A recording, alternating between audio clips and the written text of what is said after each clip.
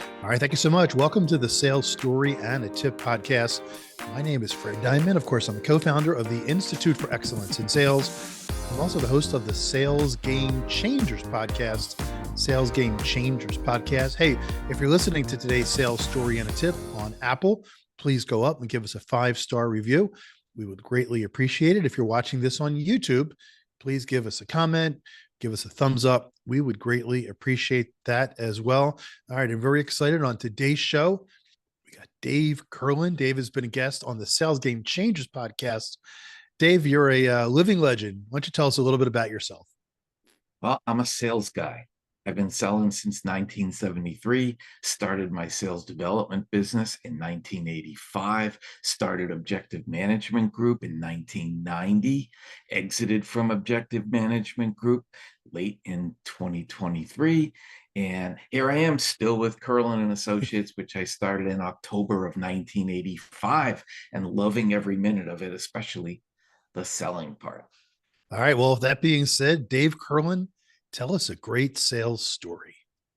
I knew you were going to ask me that question, and there were a few that qualified, but I'm going to pick this one story where we were one of the sales consultancies that were being considered for an elephant, one of those billion-dollar enterprises. And the sales presentation was for the final 3 shortlisted companies. And it was over Zoom because it was during COVID. And they had 10 of their leaders on the other end of the Zoom. And there were 2 of us. And we pulled up the slide deck that they asked for and never moved past the first slide. The slide that basically said Kurlan and Associates. And instead, we spent our hour asking them questions, listening to their concerns, discussing possibilities, talking about what they were really trying to accomplish that was different from their freaking RFP that they sent out, and said goodbye. So a couple of weeks later, we were awarded this really large piece of business. It was one of the biggest we had ever been awarded. And I always ask when there's competition, so why did you pick us? And one of the competitors for this was Deloitte, one of the big, but I don't know what it is now. It's not 8 anymore. One of the big 5, big 4. And they said, well, the Deloitte folks were really slick and really polished, and they had a really polished, slick slide deck. But that's all they had. They didn't seem to really care about us or what we wanted or what we did or what we were trying to change. And they weren't able to communicate how they could help us do that. They just read their slides. Now, my wife's cousin works for Deloitte. So after that conversation, I called him and I said, Chris, since when does Deloitte do sales consulting and sales training and sales development and sales transformation? He said, oh, we don't. And I said, well, we just competed against Deloitte and beat Deloitte. And they had a team of 6 people on this Zoom, and they presented a slick slide deck on sales transformation. He said, oh, yeah, we go after everything. And if we win it, then we would reach out to people like you and learn what we could learn and then just pass on that knowledge. And the really important story here, it's not that we did what we did and that Deloitte did what they did.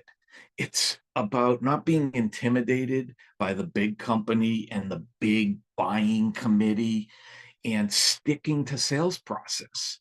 And sales process doesn't call for you to do a big presentation. Sales process calls for you to have a conversation. And by sticking to our guns and doing what we teach and having the good conversation that nobody else was willing to have with them, we stuck out and differentiated ourselves, just like we teach our clients to do. That's a great story. I was surprised when you said one of your big competitors was Deloitte, and I think it's the big 4 now, by the way, down from 8. But yeah, that's not a name that that's not a name that I hear ever Right. mentioned in this context of the sales performance improvement community. And it's interesting that they're trying to get whatever gigs they can get. But I literally never see them anywhere. So, but and also the other thing too is, that's what you do.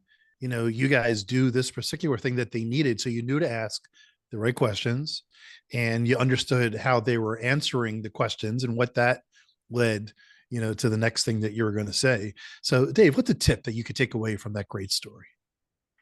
That people don't buy presentations. Mhm. And I wrote an article about this recently, that sales presentations are simply the same as political theater. If you think about the public hearings that take place in the halls of Congress, where each senator or congressman has 5 minutes to, if they want, ask questions of the witness, but more often just do a speech that they hope will go viral on Twitter and YouTube. 5 minutes of me sounding awesome. Um, and that's because the decisions about these topics have already been made. And now there's just theater. And with presentations, it's usually the same way. If the selling was done properly, a person at a time, up front, ahead of the presentation, the decisions have already been made, the lines have already been drawn, the presentation's not going to change anybody's mind. It's just theater where the people on the buying committee get to ask some great memorable question and impress their boss or their boss's boss, who happens to be in the room. And there's nothing you can do in a presentation that's going to change that. The backdrop is we had already met with these people one-on-one, and they had already formed their opinion. But the main decision maker was pretty attracted to Deloitte. Mm-hmm. Yeah. Deloitte. But it was clear from what happened with everybody doing their political theater in the presentation that the folks they had already met with and already talked to, they had already determined that we were the ones that were best suited and the best experts and the most in tune with what they needed to help them achieve their goals. Yeah, I have a similar example. I worked at Compaq Computer in the mid 90s, and Compaq was very horizontal up until that point. I was looking to move into vertical markets, and they had a division that focused on government, and they grew it to about 20 million, which was pretty small. But I'll get to the punchline here. Compaq hired McKinsey and partners to do an analysis of the federal and other public sector markets like education.